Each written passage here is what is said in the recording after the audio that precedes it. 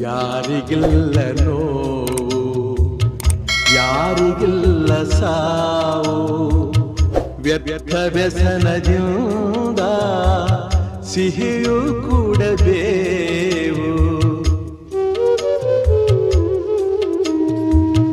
ಬಾಡುವೊಂದು ಸಂತೆ, ಸಂತೆ ತುಂಬ ಚಿಂತೆ, ಮಧ್ಯಮದಗಳಿಂದ ಚಿಂತೆ ಬೆಳೆಯುವುದಂತೆ.